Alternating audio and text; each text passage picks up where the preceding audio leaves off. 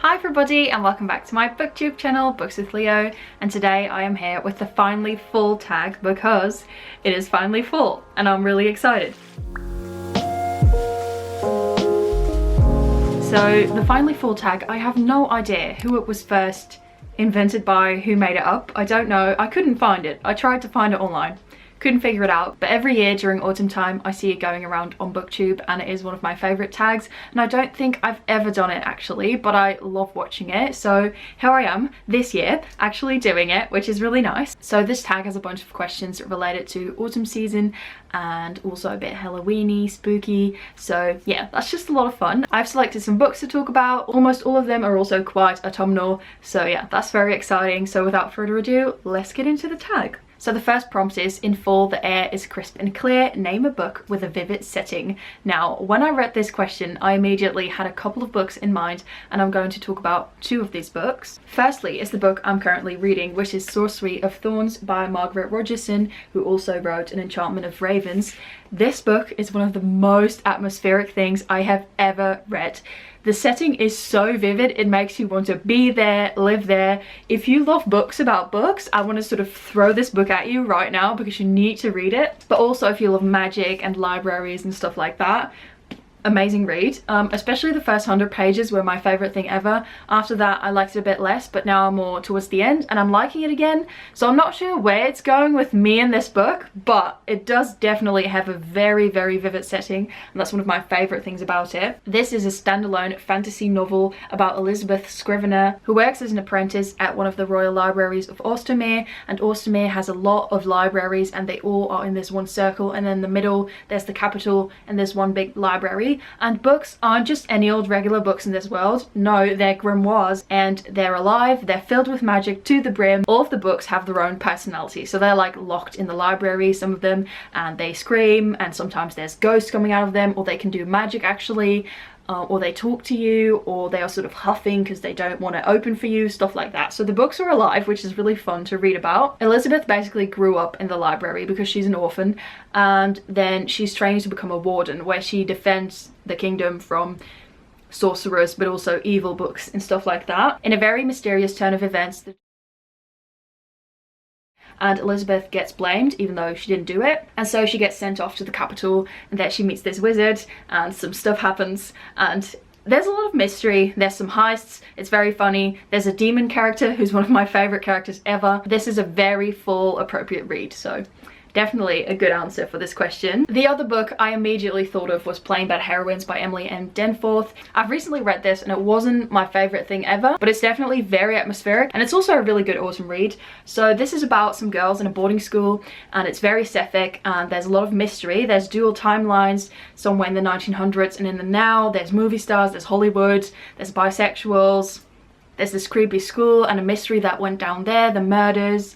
It's very gothic and there's a lot of stuff going on, but it's very atmospheric mostly. Like the greenhouse scenes, the boarding school scenes, everything is so beautifully thought out, and the illustrations inside the novel really, you know, sort of levitate it to the next level. It's a book with a very vivid setting. I've talked about it in a lot of videos already, so if you want to know more about the plot or something like that, definitely check out some of my previous videos. But yeah, this is also a book with a super vivid setting. The next question is, nature is beautiful but also dying. Name a book that deals with grief or difficult topics. And for this I've actually chosen a middle grade, which kind of surprised me as well, because I was like, a middle grade, that seems really light. But this is quite, well, it's not a super heavy middle grade, but it does deal with topics of grief, and that is The House with the Chicken Legs by Sophie Anderson. I've borrowed this book from my friend Brits. Thank you, Brits. This book is about Marinka, who lives in a house with chicken legs, and the house moves and goes to different places. So if you like Howl's Moving Castle, read this, you will love it. Anyway, it's about Marinka, and her grandmother is Baba Yaga, and she sort of transports souls to the next realm, so she helps ghosts move on. And Marinka is supposed to be the next Baba Yaga after Baba Yaga, but she doesn't really want to do that. She just wants to live and see what's out there in the world, and she wants to leave her house with the chicken legs and just be a normal girl and not be a weird creepy girl that helps the dead. But her grandmother is like, this is your destiny. This middle grade deals with a lot of topics surrounding grief and surrounding the dead, but also a lot of topics of family and finding your purpose in life. And it was a read I really highly enjoyed, and also a read I think that is perfect for the October season. Then fall is back to school season. Now, I'm not in school anymore, but I did have to name a book which was non-fiction, and that learned me something new. And for me, that is Period Power by Maisie Hill. This is the Dutch copy, De Cyclusstrategie. And this is all about periods and how menstruating affects the body and how hormones play into that. And it is very, very interesting. I've just recently started reading it, but there are so many things that are already being tackled. Also, just the way your hormones work inside your body. Like, I knew that had a huge effect on everything, but I never really thought about it that much. And also anti-conception and stuff like that. And this book also goes into how not all people who menstruate are women, and how binary thinking can be really harmful. And it's just been really, really interesting so far, and it's learned me a lot of new things. It sort of shows you how you have different seasons within your body. So like, you have a summer, you have a fall, and the different things that happen in your body. So like from ovulation until the end. I'm not entirely sure, I don't know how to translate that to English, but I hope you get what I mean. Anyway, a really interesting non-fiction read, and something I would recommend to anybody if you're menstruating, but also if you're not, because, you know, good to know what a lot of the population are dealing with. In order to keep warm, it's good to spend some time with the people you love. Name a fictional household, family, or friend group you would love to spend some time with.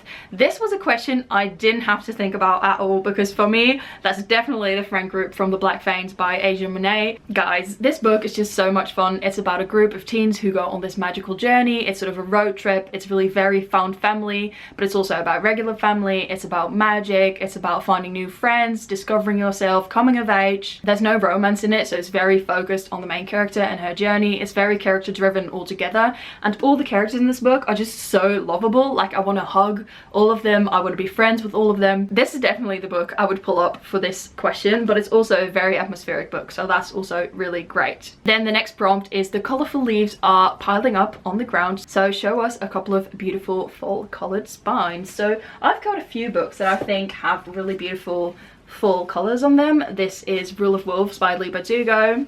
Very pretty. This is the second book in the King of Scars duology, and it's very pretty. It has this sort of wine-ish colour that I really like.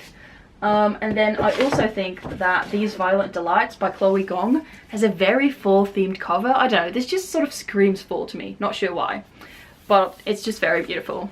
This is about a heist as well. I think it's a gang in Shanghai, and it's also set in the 1920s, I believe. This is also a book I really need to get to, but I've been saying that for a while. But it is fall, and in fall I always want to read fantasy, so the chances are quite high that I might pick it up someday soon. And this book definitely also has a really beautiful fall themed cover, in my opinion. This is The Occult, which is all about occult things and alchemy, Wicca, all sorts of things. Haven't really read it, but it looks really pretty on my shelf. And there's also a lot of cool illustrations and photos in there. This is just a book I sometimes page through, but I don't think it's something I'll ever read from like cover to cover, but it's definitely interesting to read in. Witch is Steeped in Gold by Shannon Smart is also a book that is really very pretty and witchy. So yeah, also a good answer to this question. This is about two witches, I think, in rivaling kingdoms or something of the sorts. Anyway, something I also really need to read. Fall is the perfect time for sharing stories by the fireside, so name a book in which somebody is telling a story. So for this, I'm going with City of Girls by Elizabeth Gilbert. This is a book I've talked about quite a lot, but it's just such a fun read, and I love it, and it makes me really happy. And in this book, our main character retells her story in letters to somebody else, and we don't really know what the significance is of that other person, but we learn that later on in the book. So in that sense, it's sort of similar to Evelyn Hugo, so I can kind of see why I really enjoyed this book as well. So it's set in the 1940s, and it's all about New York, about this seamstress and her adventures in the theatre and coming of age, and it's so well done. It's full of humour, but it's also full of nightlife and escapades, and it's just so interesting, and it even got a bit emotional towards the end. So this is definitely a book in which a story is told that I really love, and of course also The Seven Husbands of Evelyn Hugo by Taylor Jenkins Reid. But that is a book I've talked about so much and I love so much, and I think most of you already know it, but still wanted to mention it briefly. The nights are getting darker, so share a dark, creepy read. So for this one, I'm going with The Year of the Witching by Alexis Henderson. I've talked about this one a lot last year when I was reading it during Halloween time, but it's just very dark and creepy, and it's the perfect answer to this question. On the back it says slow burn horror crossed with a powerfully feminist coming of age novel. This book will haunt your dreams. And I agree, it is very haunting and very scary, but also has a lot of feminist elements. If you like libraries, again, those are also in this book. If you like creepy things and witches and sort of cult-alike church settings, this is totally up your alley and you should pick it up. So we follow Emmanuel, who's in the church, and the church has this kind of really oppressive narrative thing going on, and her mother has run away, or has died, I believe, and then one day she gets lured into the woods by the witches, and then she learns that everything might not be the way it seemed. That's the very brief synopsis of this book. I would highly recommend you to just go in a bit blind, because I did that too and I really enjoyed it a lot. So yeah, definitely a read I would recommend if you're looking for something creepy. The days are getting colder, so name a short, heartwarming read that could warm up anybody's day. And for that, I'm going with A Tea Dragon Society by Katie O'Neill. This is very short, it's a graphic novel, and it has beautiful illustrations that are also super, super cozy. So if you're into cozy stuff, then you're gonna love this. It's very short and you'll read it in a day, but it's super lovely and it's a read I highly enjoyed. It's about these girls who are befriending dragons and making tea with the leaves that grow on the dragons. It's about community and making new friends, and it's just really wonderful. It's also set in a fantasy world, so that's really cool. I think if you're into Studio Ghibli, you'll also really like this one, so definitely check it out. Fall returns every year, which is great because I love fall. So name an old favourite which you would love to return to. So for me, that's Ninth House by Lee Bardugo. Lee Bardugo is one of my favourite authors, and this is the Dutch copy of Ninth House. I've read Ninth House in English and I really want to read it in my first language.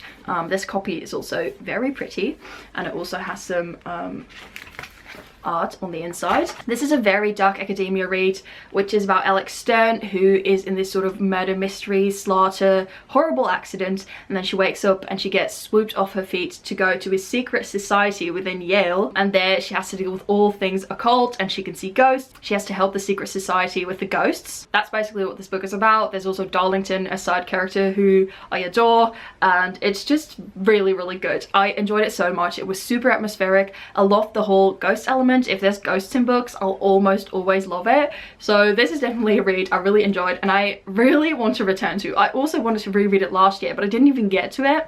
I always have so many books I want to read during fall, so it's understandable. Anyway, this is a favourite I really want to return to. The next question I really like because this is all about reading accessories. So it says fall is the perfect time for cozy reading nights, so share your favourite reading accessories.